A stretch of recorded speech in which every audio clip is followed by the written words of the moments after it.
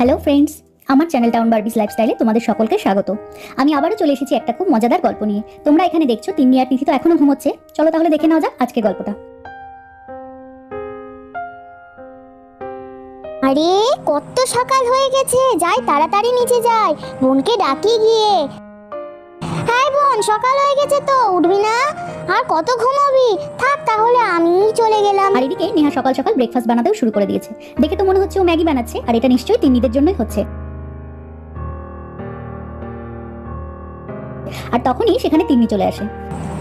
Good morning মা, আমি একা একা আজকে ঘুম থেকে উঠলাম, তোমাকে একদম ডাকতে হয়নি। আরে কিসের গন্ধ পাচ্ছি, তুমি কি ম্যাগি করছো মা? তাহলে তো খুব মজা হবে আজকে। বাহ, তাই তো, আজকে আমার তিন্নি সোনা একা একা ঘুম থেকে উঠে গেছে। Good girl. আমি তো জানি আমার সোনা মা রোজ রোজ দুধ খেতে পছন্দ করে না, তাই আজকে তোমার জন্য একটু অন্যরকম ব্রেকফাস্ট বানালাম। তুমি তো ম্যাগি খেতে খুব ভালোবাসো, তাই বানিয়েছি। নাও চলে এসো, বসে পড়ো চেয়ারে। ওরে বাবা, মেয়ের হাসি দেখো, কি খুশি ম্যাগি দেখে। কিন্তু মা, রোজ রোজ কিন্তু এটা খাওয়া যাবে না, তাহলে আবার তোমার পেট খারাপ হবে। নাও আজকে খেয়ে নাও সোনা মা আমার।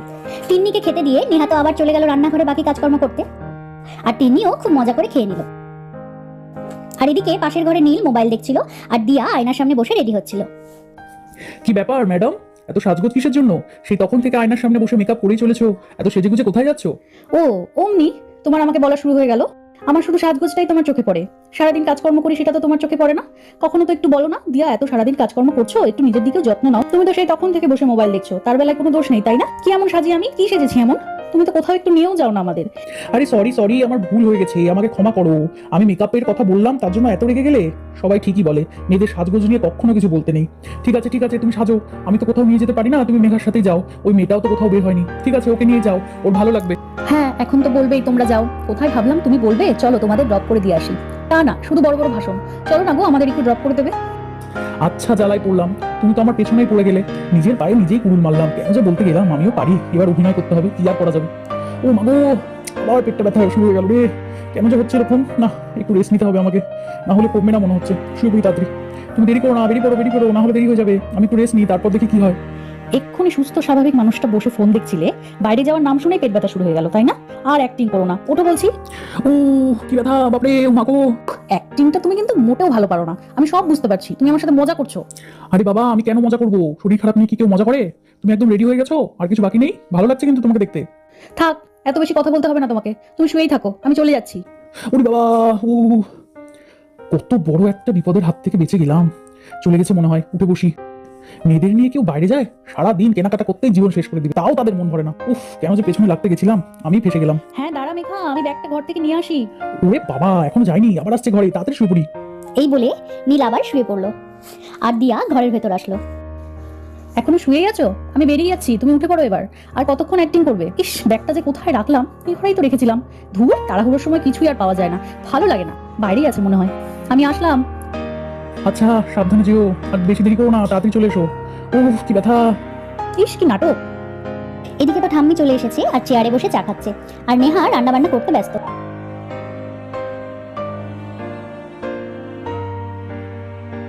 তখনই সেখানে মেঘা আর দিয়া রেডি হয়ে আসে। মা, আমি আর মেঘা তাহলে আসছি, চলে আসবো তাড়াতাড়ি। মেঘা তো এখানকার রাস্তাঘাট চেনে না, তাই আমাকেই সাথে যেতে হচ্ছে, দিদিভাই তো গেল না। হ্যাঁ ছোট বৌমা, যাও সাবধানে যেও। দিদিভাই আমরা যাচ্ছি, কিন্তু তুমি তো গেলে না, তোমাকে যেতে বললাম। তুমি গেলে কত ভালো হতো। আমার খুব খারাপ লাগছে, তুমি এখানে কাজ করছো, আমি বেরিয়ে যাচ্ছি। তোমার খুব চাপ হয়ে যাবে তাই না দিদিভাই? তোমার কিছু জানতে হলে বলে দাও, নিয়ে আসবো আমরা। দূর পাগলি মেয়ে, কি যে বলিস না তুই। আমার আবার কিসের কষ্ট হবে? মা আছে, রাধা আছে, আর মেঘা আসার পর কোথাও বেরোতে পারিনি। আমি তো কোথাও নিয়ে যেতেই পারিনি ওকে। ভালোই হবে তুই ওর সাথে একটু গেলে। তুই কোনো চিন্তা করিস না, এদিকটা আমি সামলে নেব। কিছু লাগলে তোকে ফোন করে বলে দেবো। দিভাই তুই তো গেলি না, আমি তাহলে ছোট বৌদিকে নিয়েই যাচ্ছি। জেঠিমণি আমরা আসছি তাহলে। হ্যাঁ মেঘা, যাও ঘুরে এসো। আসার পর থেকে কোথাও বেরোতেই পারোনি, একটার পর একটা বাড়িতে কাজ। আজকে একটু ফাঁকা পেয়েছো, যাও ঘুরে এসো তোমরা। মা, দিদিভাই আসলাম। এই বলে মেঘা আর দিয়া বেরিয়ে গেল। বোমা, আজকে কি রান্না বান্না হবে? আকাশ কি বাজারে গেছে? হ্যাঁ মা, আপনার ছেলে বাজারে গেছে, আমাকে তো বলে গেলে মাংস আনবে। এখন বাজার থেকে আসলে তবে বোঝা যাবে কি রান্না হবে। সকালের খাবার সবার হয়ে গেছে, তাই আর কোনো চিন্তা নেই। রাধা, তোর বাসন মাজা হলো? হয়ে গেলে ভাতটা একটু বসিয়ে দিস, তারপরে আমি আসছি। না গো বড় বৌদি, আমার বাসন মাজা এখনো হয়নি, বাসন মাজা হলে আমি ভাত বসিয়ে দেবো। তুমি চিন্তা করো না, তুমি গল্প করো একটু বসে। নেহা ওর শাশুড়ি মায়ের সাথে বসে গল্পই করছিল, আর ঠিক তখনই আকাশ ব্যাগে করে বাজার নিয়ে চলে আসে আর নেহাকে ডাকে। নেহা, বাজার করে নিয়ে চলে এসেছি। নাও নাও নাও, ব্যাগটা নাও। ও তুমি চলে এসেছো? কত বড় ব্যাগ গো, কি বাজার করে আনলে এত? দাঁড়াও দাঁড়াও, নিচ্ছি আমি। কি আনলি বাজার থেকে বড় খোকা, দেখি। আরে মা দাঁড়াও, দেখাচ্ছি, দারুণ জিনিস পেয়েছি। নেহা, বসে আছো এখনো? নাও না, এটা ধরো, তারপর দেখো এতে কি আছে। এই রাধা, একটা বাসন নিয়ে আয়। আরে দাঁড়াও দাঁড়াও, আমি দিচ্ছি, রাধা কাজ করছে। আরে আরে, আকাশ তো কত মাছ নিয়ে চলে এসেছে। আজকে তো মনে হচ্ছে খুব ভালো ভালো রান্না হবে নেহাদের বাড়িতে। ও বাবা, এ কি করেছো তুমি? কত মাছ নিয়ে চলে এসেছো, হে ভগবান! এগুলো কাটতে বাঁচতে কতটা সময় লেগে যাবে। এমনিতেই আজকে রান্না বান্নার কত দেরি হয়ে গেছে। কখন রান্না হবে, কখন সবাইকে খেতে দেবো? থুর, কি যে করো না। দেখেছেন তো মা, আপনার ছেলে কি করে মাঝে মাঝে। বলে গেল এক, নিয়ে এলো আর এক। আরে বাবা, রাগ করছো কেন? আমি তো ভেবেছিলাম মাংস আনবো, কিন্তু হঠাৎ করে মাছটা চোখে পড়ে গেল। আর ভাবলাম মা তো এই মাছের খুব সুন্দর একটা তেল ঝাল বানায়, তাই ভাবলাম নিয়ে যাই। আর তোমাকে কিছু করতে হবে না, রাধা তো আছেই, ও সব কেটে বেছে তারপরে দিবে। মা, তুমি রান্না করে নিও। কি গো মা, করতে পারবে তো? বলো ঠিক করে। হ্যাঁ রে বড় খোকা, কেন করতে পারবো না, ঠিক করতে পারবো। রাধা আছে তো, ও সব করে দেবে। এত বেলা হয়ে গেছে তো, তাই বৌমা চিন্তা করছে কি করে কি হবে, ছেলে মেয়েগুলো খাবে, এত মাছ কাটতে বাঁচতে তো সময় লাগবে। সে ঠিক আছে, নিয়ে এসেছিস যখন ঠিক হয়ে যাবে সব। বড় বৌমা তুমি চিন্তা করো না, রাধা সব গুছিয়ে দিবে আমাকে।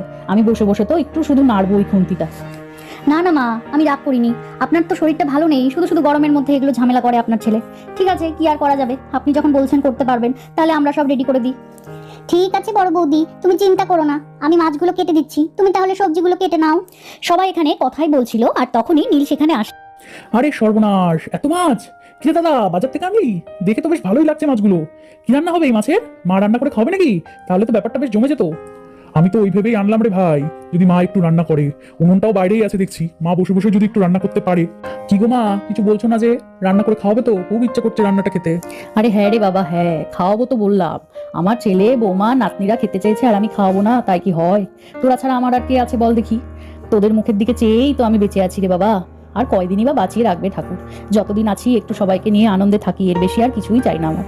চল তাহলে রাধা বৌমা, চলো, আমাকে সবকিছু একটু এগিয়ে দাও।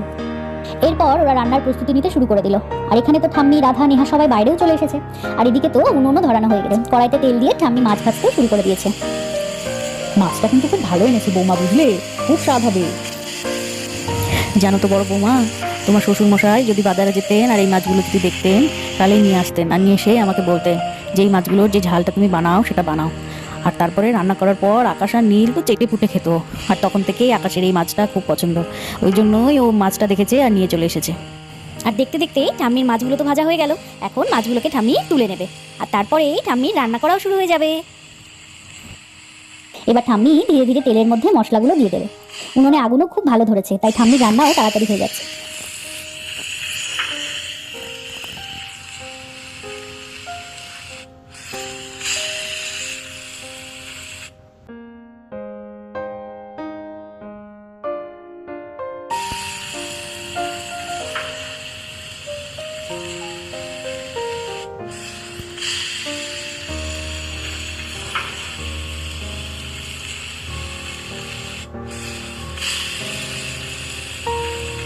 আর এবার ঝোল দিয়ে মাছটাও ছাড়া হয়ে গেছে।